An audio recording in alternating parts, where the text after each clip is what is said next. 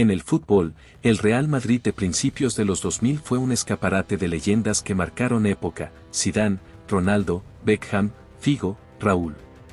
Sin embargo, entre ese desfile de estrellas galácticas, había un jugador que siempre estuvo presente, un talento que muchos compañeros y rivales consideraron uno de los mediocampistas más extraordinarios de la historia. Si has visto sus highlights en YouTube, sabrás de quién hablo: pases de una belleza casi artística, una visión que parecía desafiar las leyes del juego y un estilo tan único que convertía cada toque en una obra maestra. Ese era José María Gutiérrez, conocido como Guti Hernández, el niño de oro del Madrid en sus mejores días.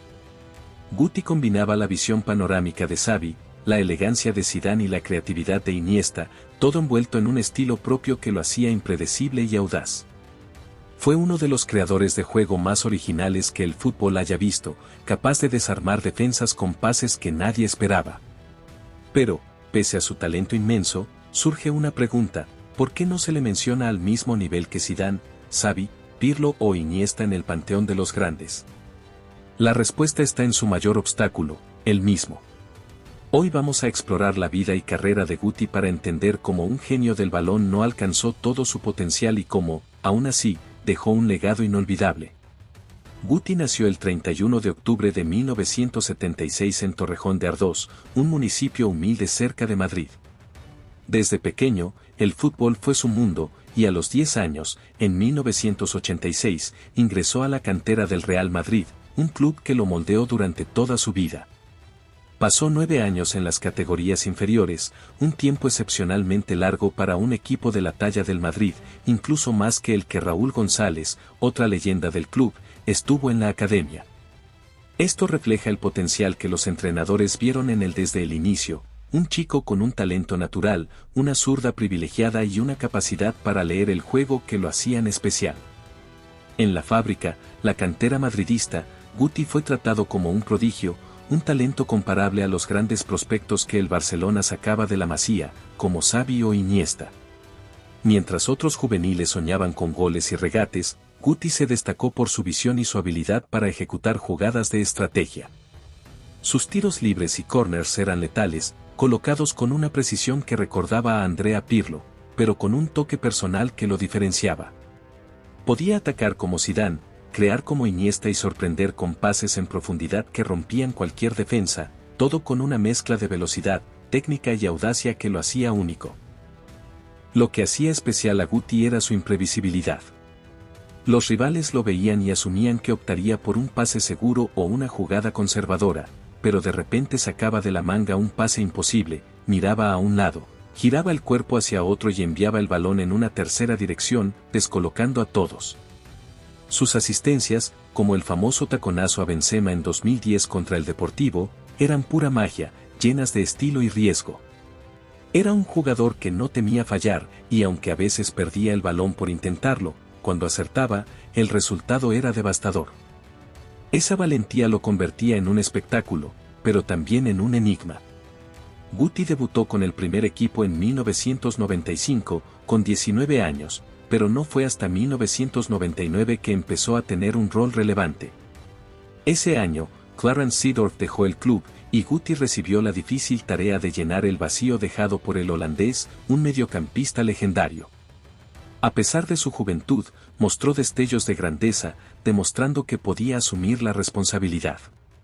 Sin embargo, su temperamento comenzó a asomar. En un partido contra la Real Sociedad, golpeó a un rival en el suelo y fue expulsado, la primera de 28 tarjetas rojas que acumularía en su carrera.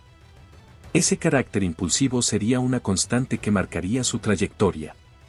Criado en el Real Madrid, un club que rara vez retiene jugadores desde tan jóvenes, Guti era un caso especial. Guapo, carismático y consciente de su talento, desarrolló un ego que lo acompañó desde sus días en la cantera.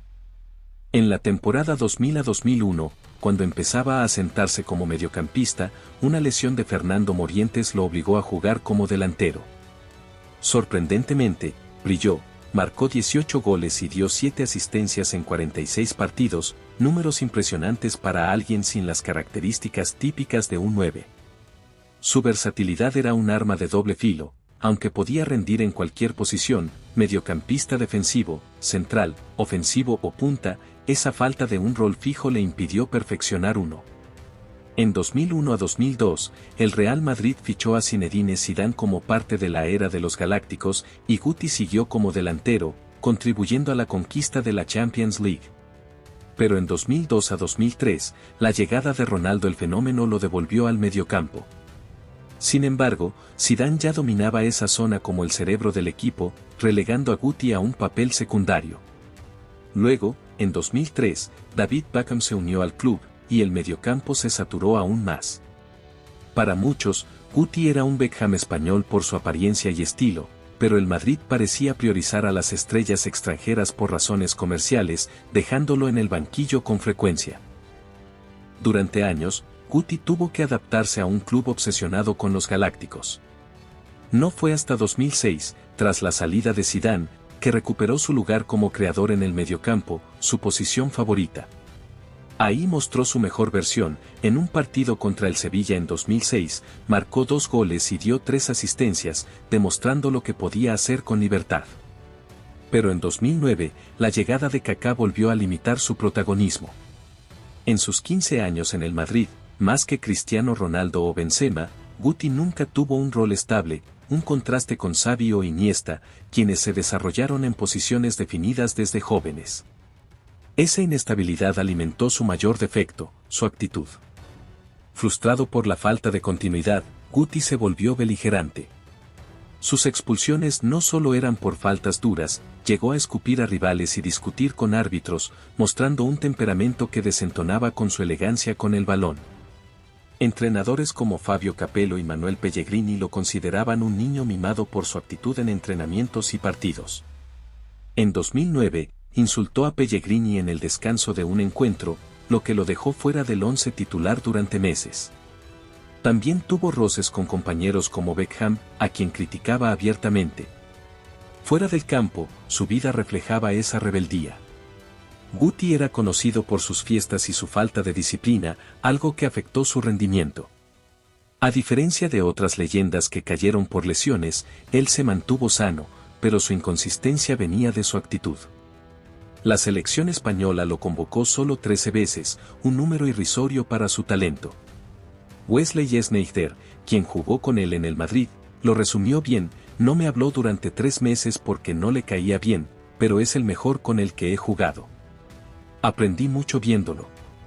En sus mejores días, Guti podía competir con cualquier mediocampista legendario, pero su falta de esfuerzo lo frenó. Imagina si hubiera tenido la dedicación de Xavi o la mentalidad de Zidane. Tal vez habría brillado en las Eurocopas de 2008 y 2012 o en el Mundial 2010 con España. Guti es un caso fascinante, un genio incomprendido, un creador de jugadas bellísimas que no alcanzó la cima por sus propios demonios. Con 5 ligas, 3 Champions y más de 500 partidos con el Madrid, su legado es innegable. Para mí, sus pases, como ese taconazo inolvidable, lo hacen uno de los mediocampistas más hermosos de la historia. ¿Qué opinan de Guti? Déjenlo en los comentarios, den me gusta si les gustó y suscríbanse con la campanita activada para más historias de fútbol. Gracias por el apoyo, nos vemos en el próximo video.